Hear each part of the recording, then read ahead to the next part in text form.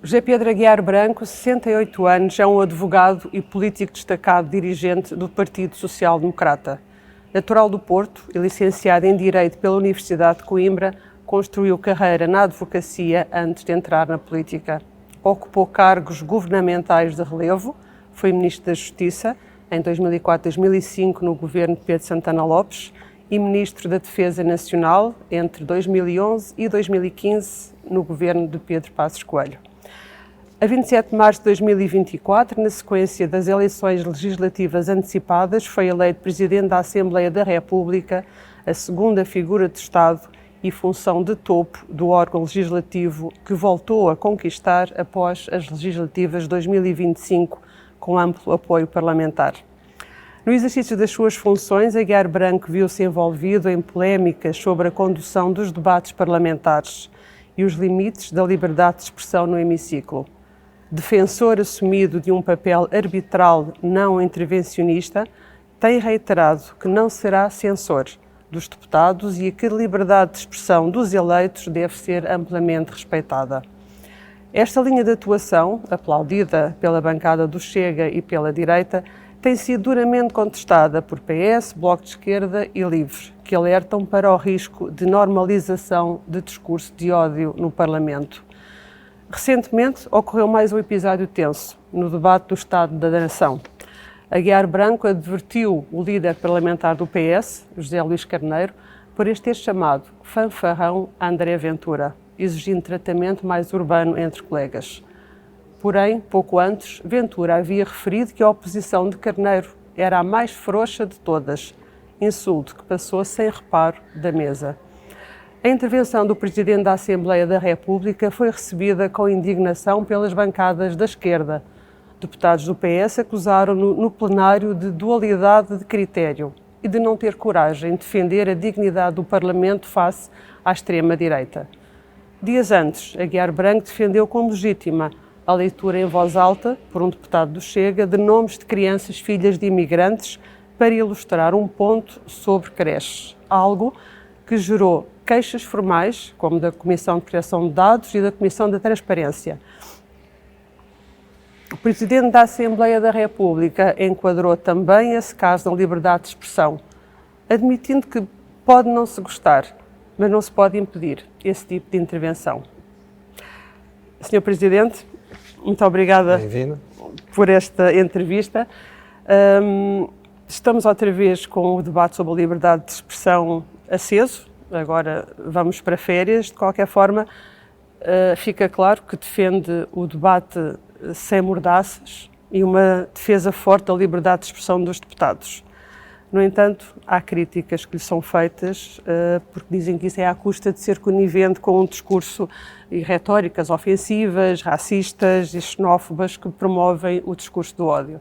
Há pouco no seu gabinete vimos que tinha ali obras do professor Adriano Moreira e do Dr. Salgado Zenha. Imaginaria como é que seriam essas personagens hoje em dia no Parlamento? O que é que acha que podia mudar ainda neste momento e o que é que pode mudar ainda neste momento? Uma coisa tenho a ser bom dia e obrigado por esta oportunidade, que qualquer uma dessas personalidades seria tão defensora da liberdade de expressão quanto eu. E devo dizer que não me importa nada estar associado e ser considerado um defensor da liberdade de expressão. Os louros não são só meus, porque é a própria Constituição e o regimento que a isso obrigam, e a Constituição não refere que a liberdade de expressão é sob ponderação do que o Presidente da Assembleia da República entende que é liberdade ou não. Inclusivamente no debate parlamentar e no que diz respeito à função de deputado, existe consagração constitucional da imunidade do deputado, que não pode ser perseguido nem criminal, nem disciplinar, nem civilmente por aquilo que é o discurso político que está associado a esse senhor deputado no exercício da função. E quanto mais liberdade, mais responsabilidade. E, portanto, a liberdade de expressão para mim é um elemento crítico da democracia. E, portanto, ao Presidente da Assembleia da República compete garantir que a dialética democrática se faz com igualdade de armas, que o exercício do direito do contraditório está assegurado e deve ser assegurado em qualquer circunstância e que seja permitido que as ideias sejam contraditadas e seja nessa dialética democrática que o discurso político saia vencedor. Como pode imaginar, eu, enquanto Presidente da Assembleia da República, e nessa função de árbitro e de garante da dialética democrática, eu não estou a ser nem conivente, nem cúmplice, nem concordante, nem discordante do que cada um dos senhores deputados diz, porque isso é da responsabilidade de cada um e eu não tenho, enquanto Presidente da Assembleia da República, nem a obrigação e muito menos não faz parte das competências eu fazer eu próprio, enquanto Presidente, o contraditório do debate político. Eu tenho que garantir que essa dimensão está assegurada, ou seja, o Presidente da Assembleia da República não existe para condicionar o debate, existe precisamente para evitar que o debate seja condicionado por práticas que não devem ser aquelas que devem ser praticadas na Assembleia. Mas referiu aí que quanto mais liberdade, maior responsabilidade. Claro. Eu lembro-lhe uma posição de um constitucionalista, professor da Faculdade de Direito da Universidade de Lisboa, que já citou, o José de Melo Alexandrino, escreveu um artigo em que critica aquilo que diz ser a sua dualidade de critérios, ou seja, liberdade de expressão sim, mas com responsabilização. E nesta parte da responsabilização, ele entende, e os seus críticos também entendem, que podia fazer mais alguma coisa. O quê? Isso é a minha pergunta. Não, é que repare, acha que, neste momento acha que os limites estão todos feitos, não é possível... A responsabilidade que está associada à liberdade de expressão, eventualmente, por exemplo, a prática de um crime, ela no Estado de Direito Democrático tem uma entidade que é essa que deve fazer o impulso daquilo que tem a ver com a eventual prática de um crime. Ministério Público. Ministério Público. Nós vivemos num país democrático, com separação de poderes. A qualificação de uma determinada ação como sendo potencialmente um crime, ela tem que ser de objeto de impulso processual por parte do Ministério Público.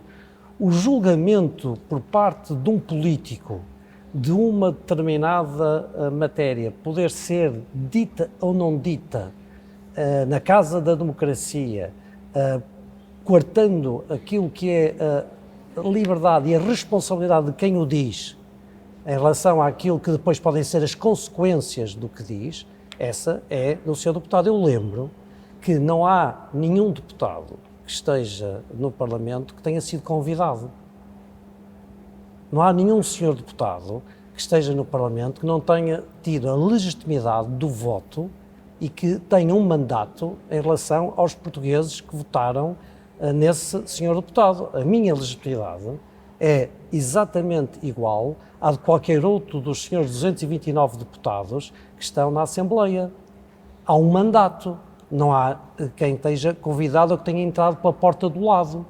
A responsabilidade é até do bom cumprimento do mandato e quanto menos filtro houver em relação àquilo que é a boa execução do mandato, no sentido daquilo que foram os compromissos eleitorais e que depois o povo português, esse sim, tem a obrigação de, no momento do voto, julgar o discurso político, entender ou não entender que um determinado mandato foi bem ou mal exercido e penalizar ou premiar pelo voto aquilo que é precisamente esse exercício de mandato, é que estamos aí a respeitar as regras da democracia. Mas deixe-me ver se percebi bem.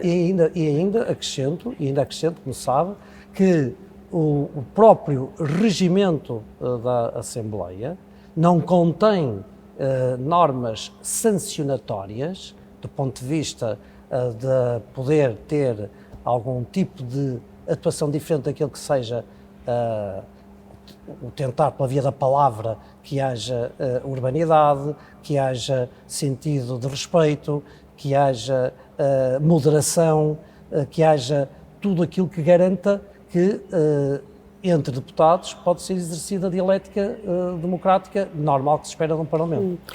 Só esclarecer, então, diz-me então que deveria ser o Ministério Público a atuar sempre que fossem proferidos discursos ou palavras que eventualmente pudessem configurar um crime, ou seja, intervenções no Parlamento que possam configurar crime, devia ser o Ministério Público a atuar, apenas. Mas eu não acho que devia. Se há, eventualmente, a prática de um crime, não é que deve ser, tem de ser.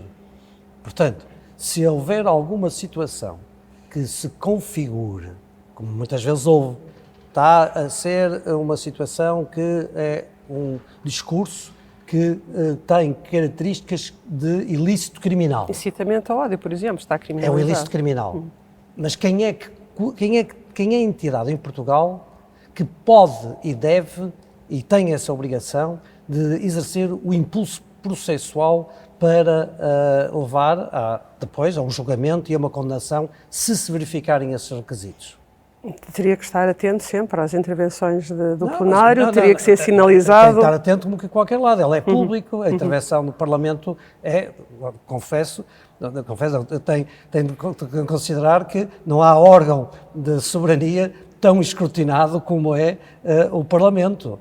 E tudo o que se passa no Parlamento tem não só uma dimensão direta e imediata, como está os arquivos todos do que se passa na Assembleia, quer áudio, quer gravação, portanto, não há hipótese alguma de uma situação passar em branco se houver alguma prática que seja uma prática que corresponda a um ilícito criminal. Se não houver ilícito, se não for qualificável, então estamos no campo do discurso político, das ideias, e como pode imaginar, qualquer um de nós pode considerar uma ideia abjeta, pode considerar uma ideia absolutamente repugnável, pode considerar e não estar de acordo e desejar até combater.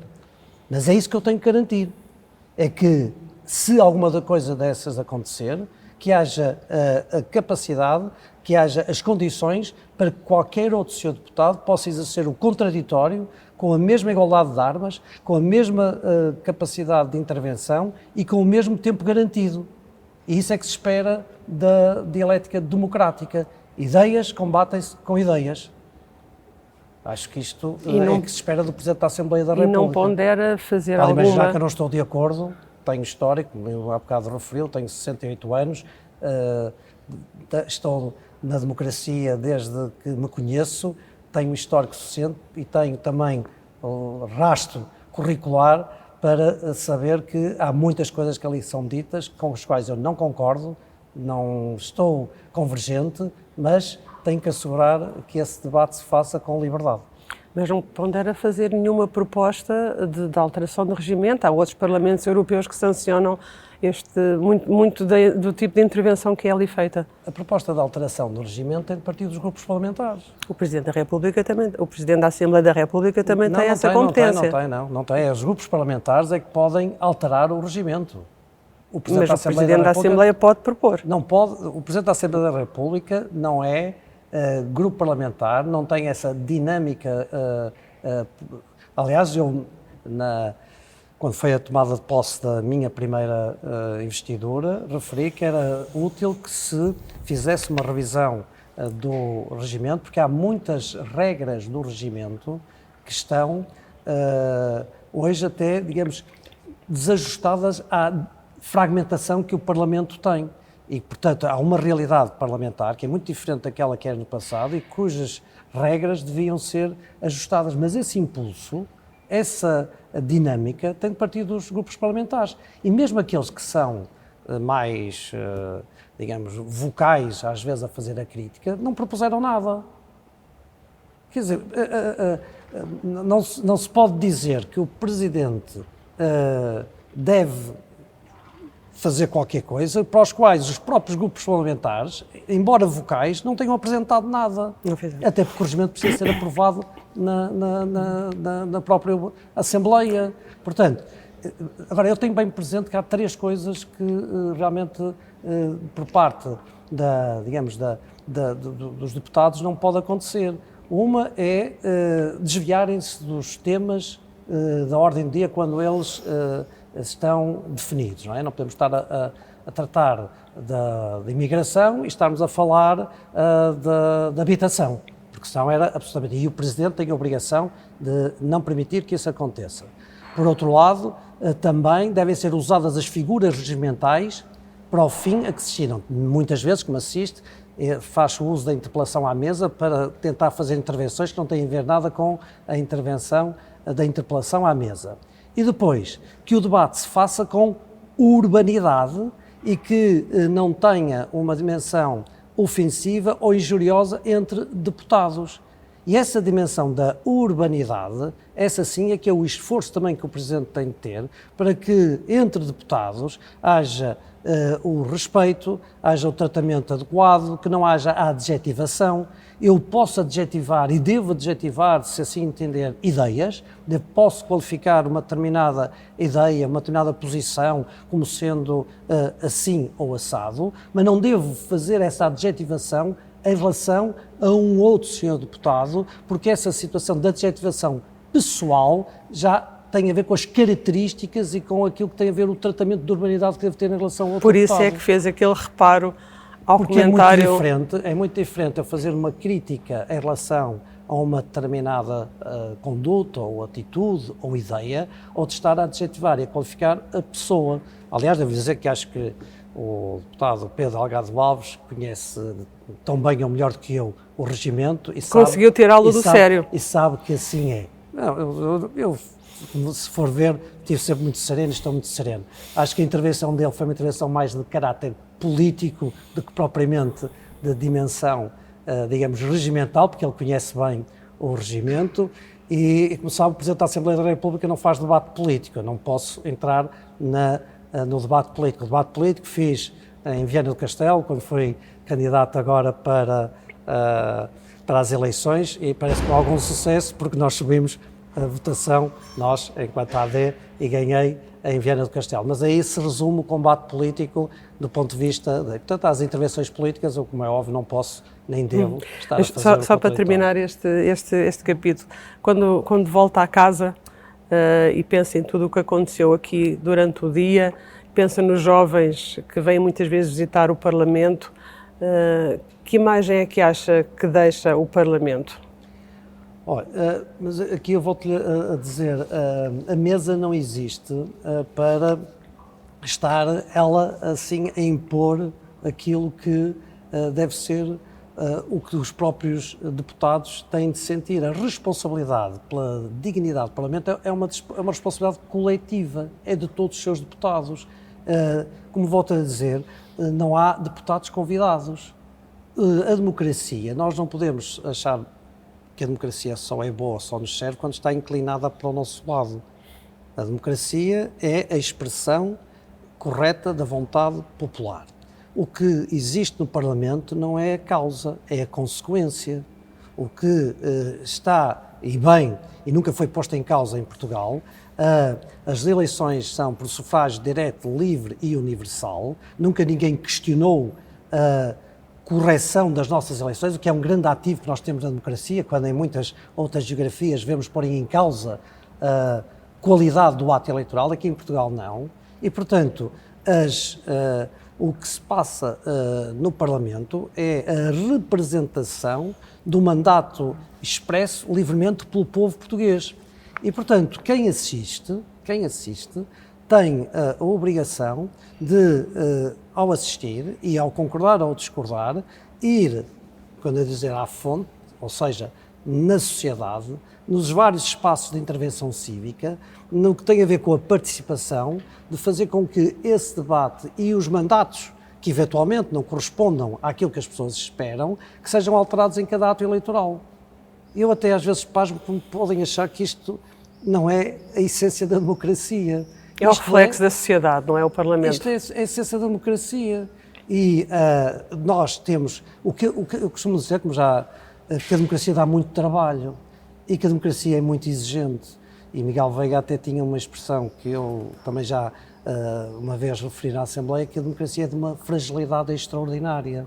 o que é que isto obriga? Obriga a maior participação. Quem for crítico do que se passa tem a obrigação de ser mais interveniente civicamente, mais participação. Em democracia só mudamos as coisas com mais participação, mais intervenção de cada um de nós. E no espaço, que é o espaço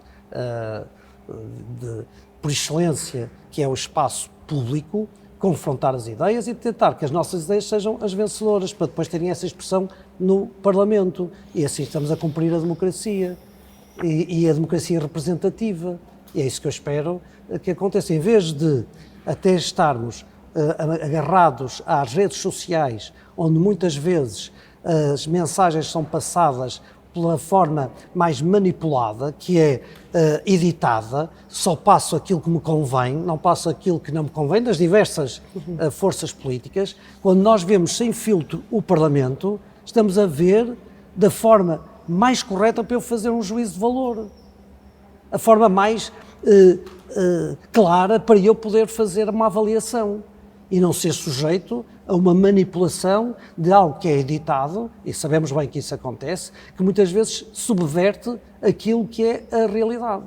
E, portanto, eu acho que é este, digamos, o espaço que eu espero que quem assista aos debates, à intervenção, que tenha... Agora, também lhe digo que o Parlamento é muito mais que os incidentes. Isso também, muitas vezes, eles são potenciados, coisa que acontece em 2 minutos, parece que é o alfa e o ômega do que se passa no Parlamento, o que não é verdade. Há muito trabalho no Parlamento, e bem sério, muito trabalho que tem uma dimensão para a resolução dos problemas dos portugueses muito importante, nas comissões, na fiscalização que se faz também à atividade do Governo, com as comissões de inquérito, portanto, trabalhos exigentes de processo legislativo e, portanto, não são os incidentes, e eu sei, porque é óbvio, que muitas vezes é essa dimensão do incidente parlamentar que sempre existiu, que é o motor da ação política, porque aquele incidente,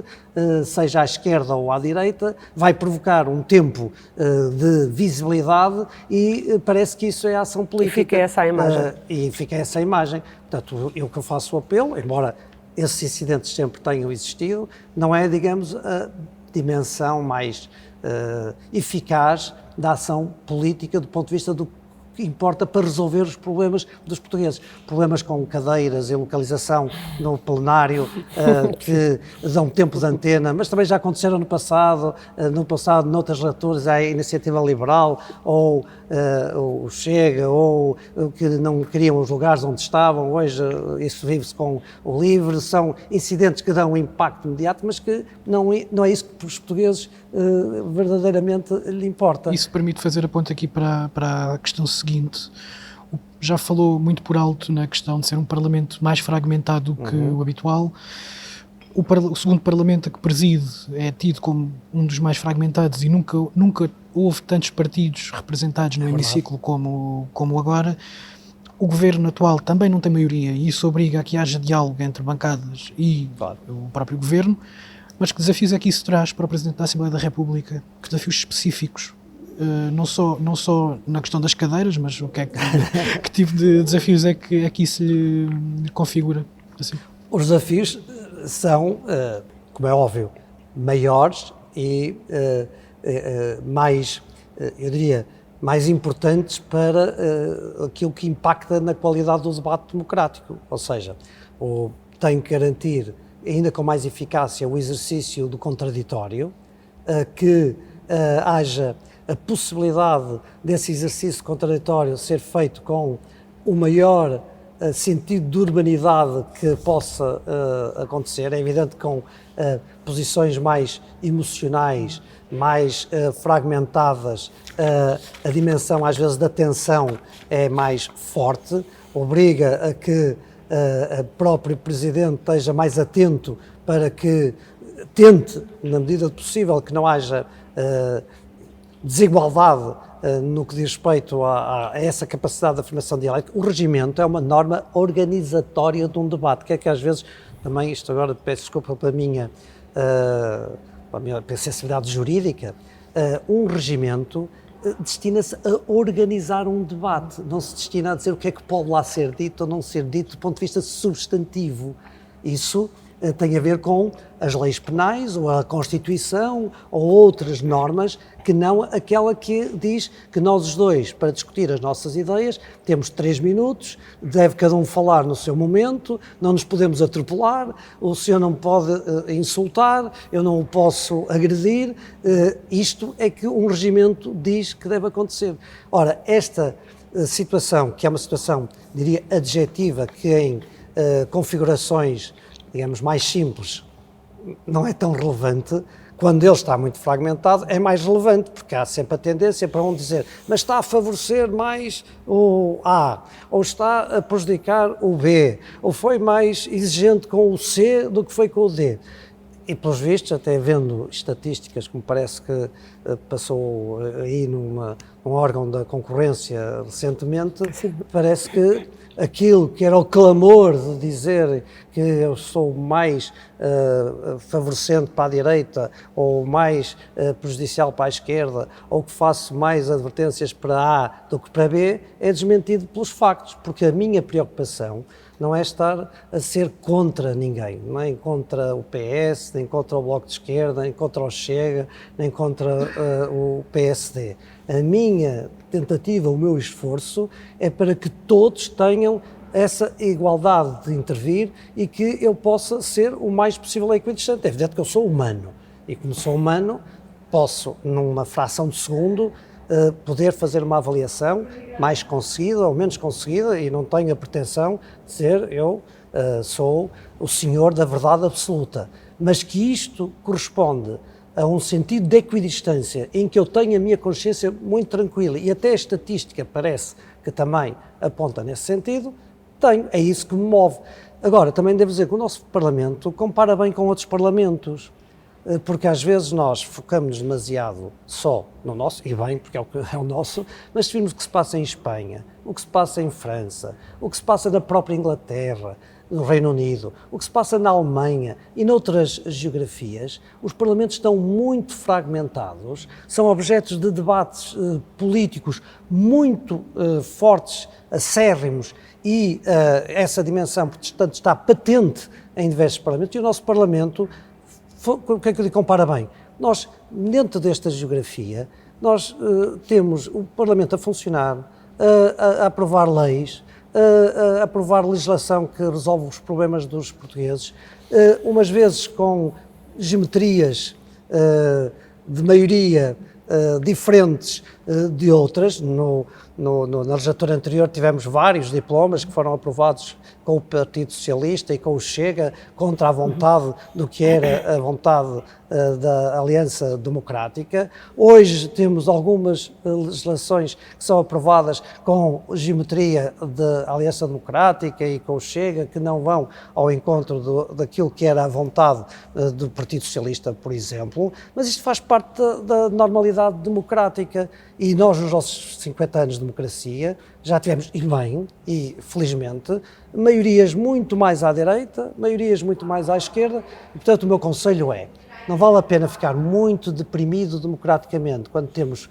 representações mais frágeis, porque já houve isso no passado, nem devemos ficar deslumbrados quando temos representações mais fortes. Os portugueses, sabiamente, têm demonstrado que sabem fazer essas maiorias conforme aquilo que sentem, que em cada momento vai mais ao encontro da resolução dos seus problemas. E neste momento temos essa configuração, que é a expressão da vontade popular. Mas permita-me recuperar umas palavras suas no discurso que fez quando tomou posse, agora na segunda legislatura, em que previu que seria uma das legislaturas mais exigentes da nossa democracia, mas disse que expressou confiança em que o consenso seria possível.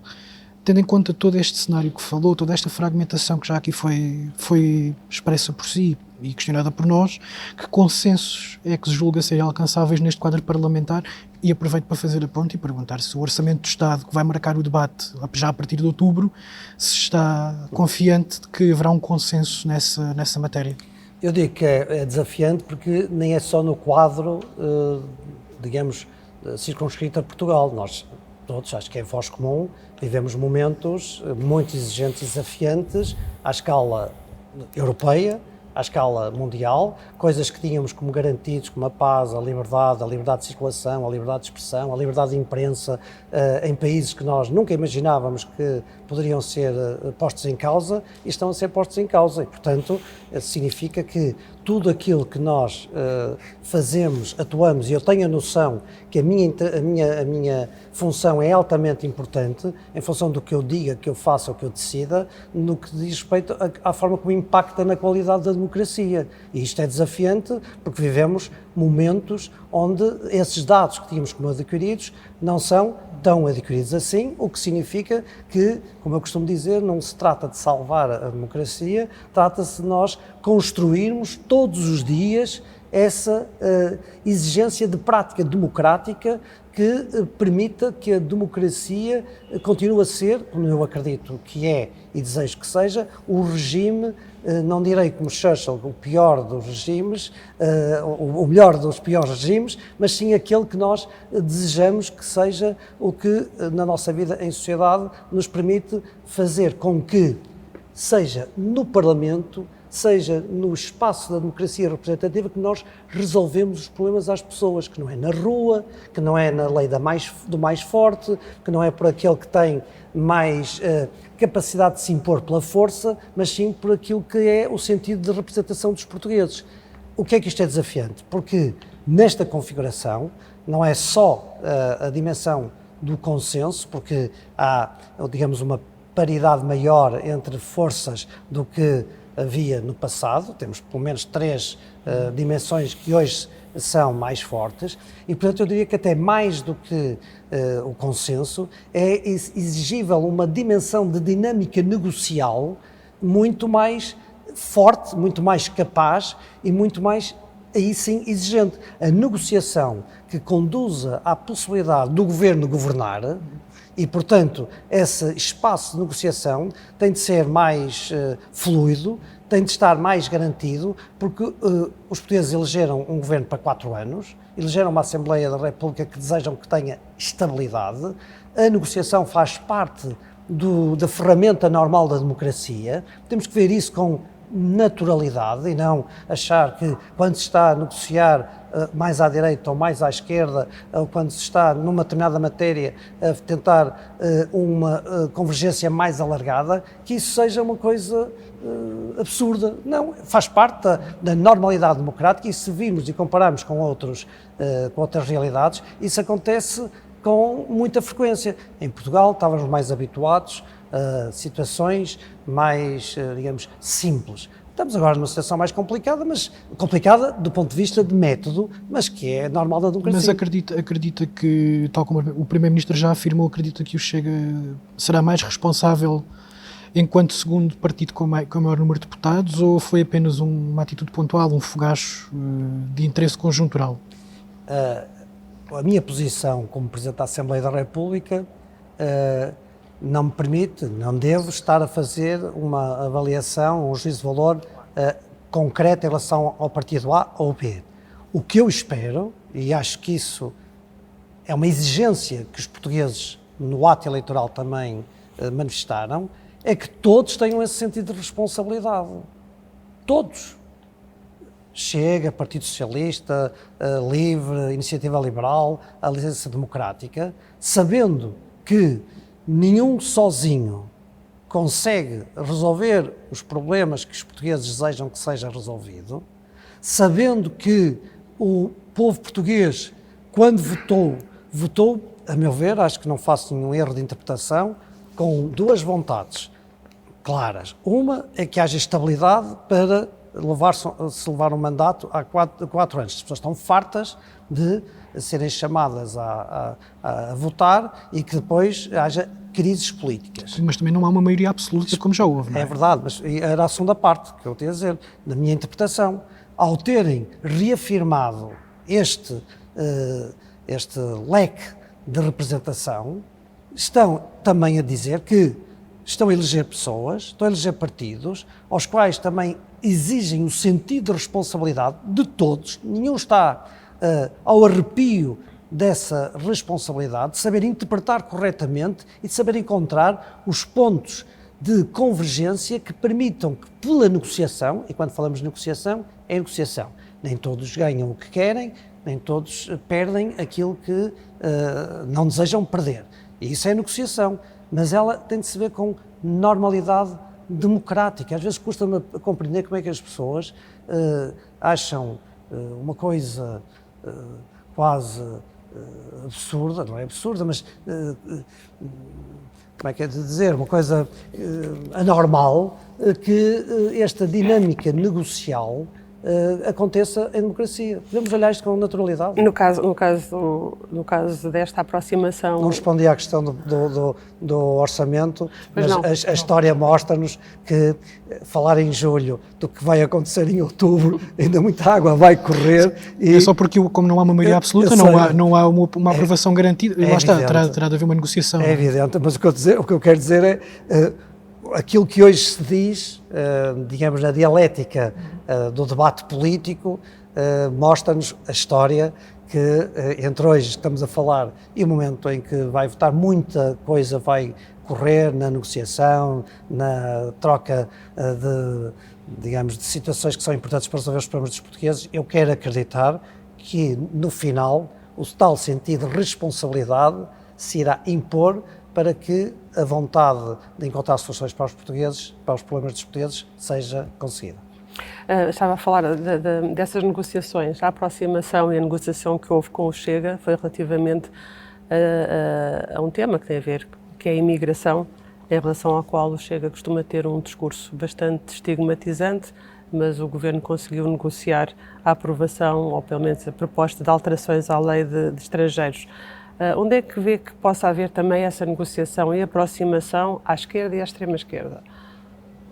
O Sr. Primeiro-Ministro referiu que em relação a todas as matérias não tinha, digamos assim, parceiros privilegiados, não é? Estou a sofrer esta expressão. Não, mas estou a apelar à sua intuição política e experiência. Não sei se é exatamente esta expressão, mas acho que interpreto corretamente nesta geografia haver matérias. Eu acho que o primeiro elemento que é importante é nós não considerarmos que há matérias que são cotadas de qualquer partido, porque isso também é estigmatizante só por si.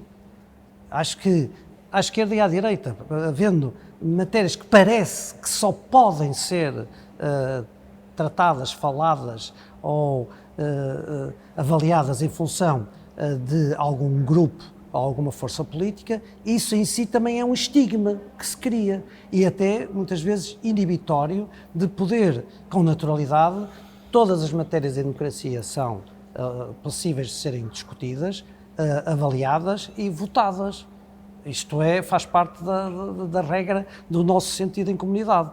Portanto, quando se vai tratar o tema da imigração, que é um tema importante, nas múltiplas valências que ele tem, muitas vezes foca-se só na questão da segurança, mas ele não tem a ver só com isso, tem a ver com a dimensão humanitária, tem a ver com a situação do ponto de vista daquilo que é o viver de uma forma inclusiva na nossa sociedade, e choca-nos muitas situações onde as pessoas vivem em situações degradantes e que vivem também como vítimas de situações de gangues ou máfias que, controlando esses fluxos, acabam por ter depois consequências na qualidade de vida de cada uma dessas pessoas. Portanto, o problema é um problema multifacetado, não se pode achar que é um tema que não pode ser objeto de conversação, de negociação e de tentar encontrar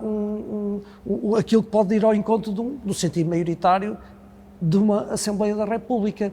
Portanto, não há nem uma aproximação, nem um afastamento da forma como eu vejo. Há a convergência em relação a um determinado número de situações que devem ser consideradas e que agora foi com essa configuração. Noutras matérias, seguramente o Governo não tem uma porta fechada a tratar outros temas. Estou agora, digamos, a ser eco do que ouço em relação a outros temas, quer com mais à esquerda, com as forças que queiram contribuir para um debate e a melhoria e a qualidade da legislação que o Governo acha que é relevante, ou o grupo parlamentar maioritário na Assembleia que é a AD acha que é relevante. Não vi, até hoje, haver uma afirmação, dizer assim, nós não abrimos negociações com outro que não seja A. Acho que isso nunca ouvi e acho que não seria saudável na medida em que, nesta geometria variável que nós temos, acho que o ponto de partida que o Governo referiu, que é a necessidade de ter os pontos de negociação e as convergências que permitam resolver os problemas das pessoas, independentemente da força política, que é importante. E é isso que os portugueses esperam, e acho que foi esse o sentido de interpretação que quiseram que os partidos tivessem em função do voto eleitoral. Acha que podemos ter uma convergência ampla à esquerda e à direita, nomeadamente PS e Chega, na área da defesa, que é uma área que também teve experiência e que necessita agora de um amplo consenso? Espero que sim. Está a tocar uma área, há áreas onde, por exemplo, eu acho que era muito importante que essa dimensão supra-partidária se exprimisse de uma forma muito conseguida. Essa, obviamente, uma delas, até porque os tempos que estão para vir são tempos para vir e que já vivemos, exigentes nisso, há de haver um grande sentido de convergência nacional, mas, por exemplo, também reformas como a que estão em curso, mas que precisam de ser mais diversificadas, e sei que a Sra. Ministra da Justiça também tem essa intenção e tem trabalhado nisso, tem a ver com a reforma da Justiça. É uma matéria que, por exemplo, também apela a que, não tendo uma carga ideológica muito forte, possamos encontrar uma forma de a Justiça ter um reforço de credibilidade e de celeridade que todos desejamos. Aliás, eu tinha lançado uma iniciativa no Parlamento com todos os operadores judiciários e com o Governo e com os grupos parlamentares para fazer um momento de encontro de trabalho aqui na Assembleia em março do ano passado, que só não aconteceu porque a Assembleia foi dissolvida, mas que espero, e irei fazer por isso, que em setembro ou outubro possamos voltar ao tema para organizar essa matéria, porque acho que lá está, como também a questão ligada à reforma da administração pública, que é também uma matéria absolutamente crítica na relação entre o cidadão e o Estado e a administração, e que são temas que são, digamos, têm uma carga ideológica menos forte e que era bom ter grandes consensos para que passássemos do exercício da vontade para a consequência. Permita-me recuar agora até 2010.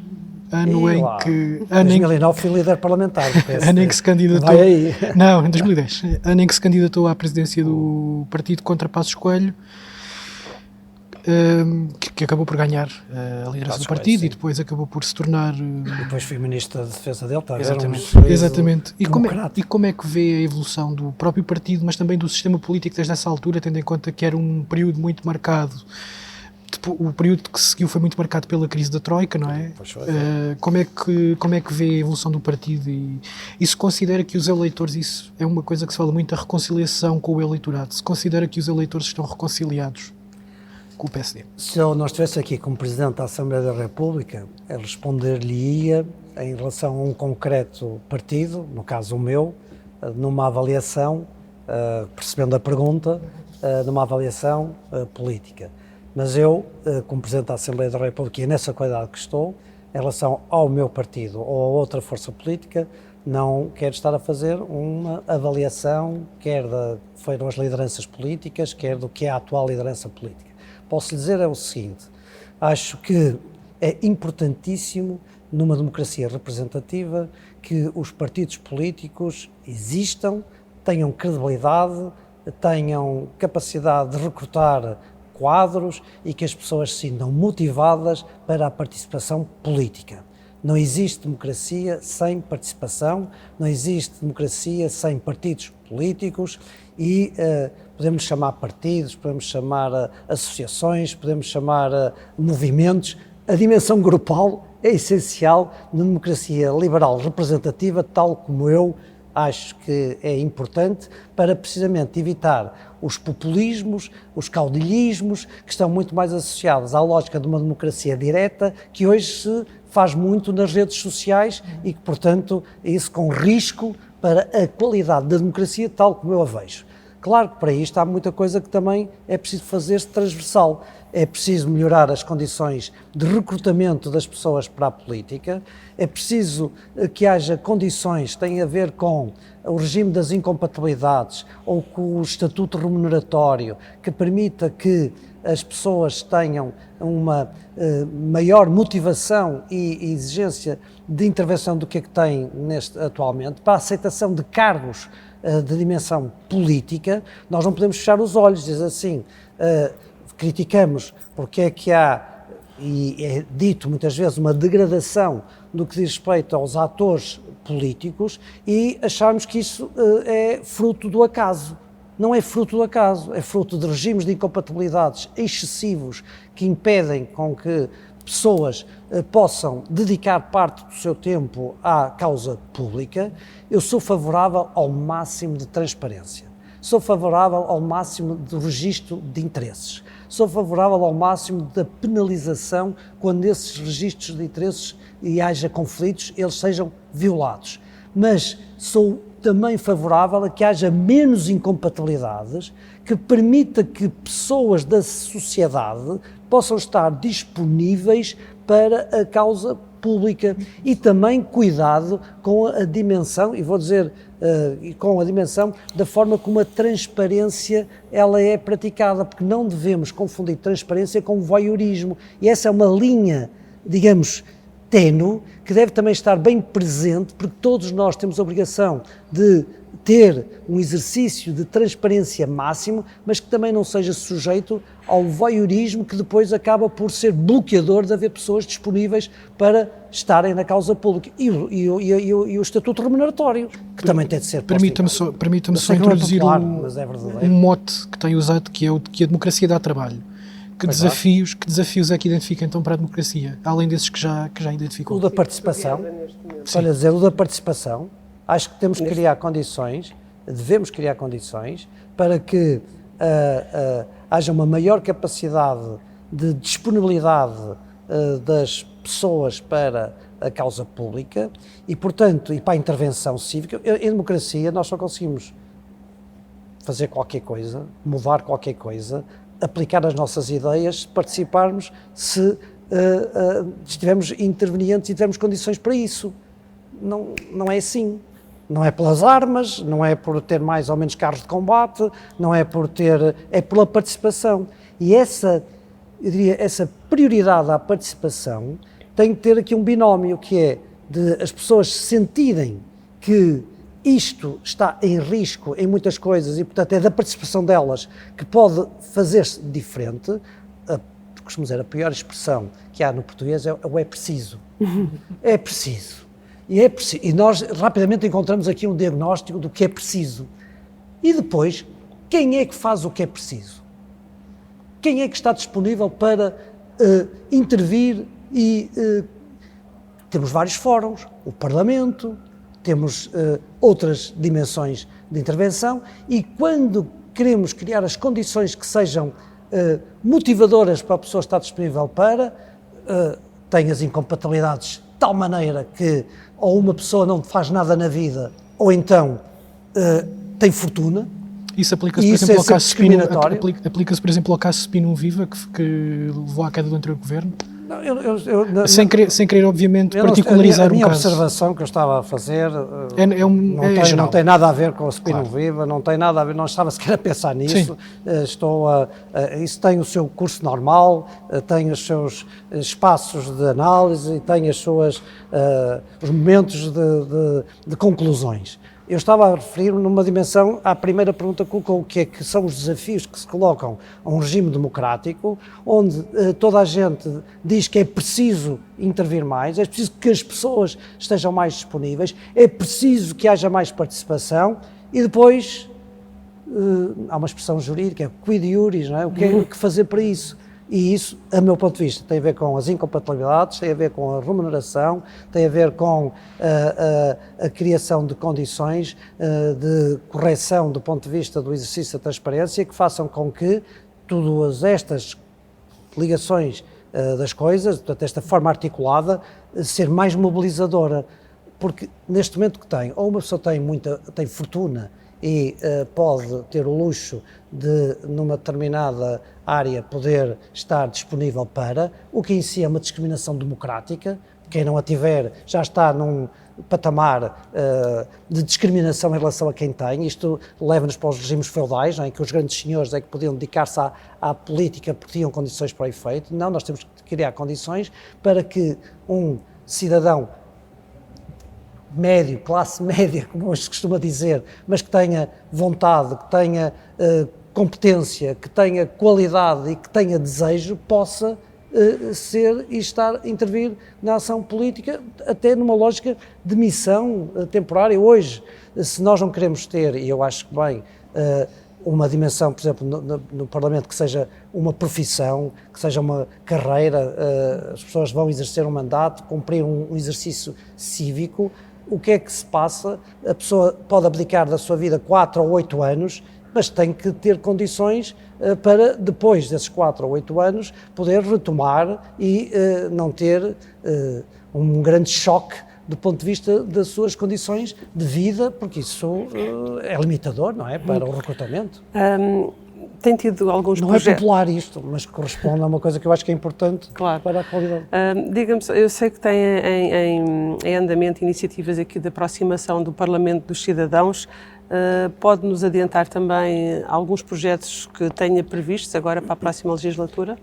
Olha, o que eu primeiro fico satisfeito é porque penso não andar muito longe da verdade que já neste meu mandato mais de 1000 escolas já visitaram o Parlamento, o que significa que vai ao encontro de um objetivo que eu tinha, que é de este ser um espaço com grande frequência, que as pessoas sintam essa dimensão de pertença delas, que este é o espaço, quando se diz da Casa da Democracia, de todos nós, que há uma maior proximidade entre o cidadão e a sua Casa da Democracia. Foi simbólico, mas quando mandei tirar as grades à volta do Parlamento era para dar esse impacto também das pessoas não sentirem uma fronteira para poderem estar. E eu tenho desenvolvido um projeto que se chama Parlamento de Proximidade, ou Parlamento Próximo, que visa, para além daquilo que é a atividade dos deputados nas suas circunscrições eleitorais, o Parlamento como instituição também dar-se a conhecer melhor nas diversas regiões do país. E, portanto, eu próprio, enquanto Presidente da Assembleia, embora acompanhado também com os deputados de cada uma das regiões, tenho essa iniciativa que irá desenvolver-se ao longo de todo o mandato. Já fomos, salvo erro, a 5 distritos, onde nós reunimos nós enquanto dimensão mais institucional, com as forças vivas da região, a academia, tenho tido encontros com estudantes nas diversas universidades, com uma presença que eu devo dizer que é muito motivadora, porque ao contrário do que muitas vezes ouvimos que os jovens não estão disponíveis, não participam, eu tenho estado em reuniões, seja em Évora, seja no Algarve, seja nos Açores, seja em Vila Real, com mais de 100, 150, 200 jovens das respectivas academias e politécnicos que interessadamente questionam e contribuem muito para perceberem melhor o funcionamento das regras do próprio plenário, que muitas vezes, como diz, não percebem porque é que aconteceu isto ou aquilo, e pela explicação que eu dou, acabam por conhecer melhor e aprender melhor e até este sentido do que é a Casa da Democracia, que se nós, e bem, estamos sempre a referir que a Casa da Democracia é o espaço maior da própria democracia ser exercida, eu diria que é nesse espaço onde a liberdade de expressão se pode ainda exprimir de forma ainda mais conseguida. Se eu posso dizer no espaço público qualquer coisa, tenho que poder dizer essa qualquer coisa no Parlamento, porque é a Casa da Democracia, é o lugar onde se espera onde eu diga e onde eu seja sujeito ao contraditório.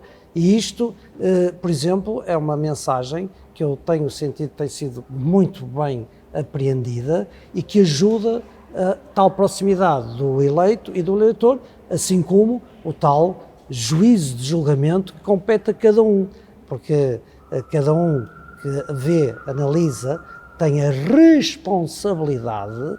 A democracia é isto, é win-win, é dos eleitores e dos eleitos. Os eleitores têm a responsabilidade de exercer esse julgamento do discurso político, estar mais atento e estar mais interventivo. E isto é o que eu pretendo com essas iniciativas. Também os municípios, ao virem ao Parlamento, nós temos também consagrado o Dia do Município, permite que, com esse movimento de gente, as pessoas que vêm nesse momento sintam o sentido de pertença deste espaço que é deles. Como disse o Rui Veloso no concerto que aí fez, isto é tão bonito, estava a dar o concerto, estamos na vossa casa, que era do público que estava a assistir, não há lugar melhor para fazer esse concerto do que estar na casa de todos. Esta é a vossa casa e eu acho que isso exprime aquilo que eu queria dizer. Muito bem, para terminarmos, se tivesse alguma pergunta a mais, tudo bem. O que eu queria perguntar, que apelo é que faz aos deputados para que consigam ver além das diferenças e trabalhem em defesa do interesse nacional? Eu quero acreditar que todos fazem o seu melhor para estarem, na visão que cada um tem, estar a priorizar o interesse nacional, não é? Portanto, não quero cometer a injustiça de achar que cada deputado, desde a deputada única Mariana Mortágua até qualquer um deputado do grupo parlamentar mais à direita do Chega, quando está a fazer o exercício da função de deputado, que não esteja a pensar no país. Portanto, acho que esse é o mandato que cada um recebe, exerce da forma que acha que é mais convergente com a legitimidade que recebeu e depois, periodicamente, há de ser julgado por isso, da esquerda à direita. E, portanto, essa dimensão eu acho que está sempre presente. O que eu posso achar é que os tais incidentes parlamentares, que muitas vezes são aquilo que depois acaba por ficar na primeira visibilidade. Criar a imagem, não é? Criar aquela que, não sendo, porque é impossível evitá-los, porque eles fazem parte da história do Parlamento. Portanto, se formos olhar à história do Parlamento, há inúmeras situações onde esses incidentes aconteceram ao longo dos anos. Portanto, não é uma originalidade deste Parlamento. Mas tudo o que pudermos fazer para que não seja isso o principal da ação política e que, portanto, isso seja o mais residual possível e possamos fazer com que discutamos aquilo que realmente importa para resolver os problemas às pessoas, porque depois todos nós, nas microsondagens que fazemos, percebemos que essas situações são muitas vezes muito efêmeras, porque têm aquele momento, impactam mediaticamente, mas depois é efêmero porque não é isso que conduz àquilo que os portugueses esperam, que é a resolução dos seus problemas. Portanto, esse esforço de negociação, esse esforço de procurar, pela via da negociação, que haja legislação naquilo que é preciso que haja para resolver os problemas das pessoas, é isso que eu gostava de deixar como mensagem. Ok, muito obrigado. Muito obrigada Obrigado, por esta entrevista. Obrigado. E até à próxima.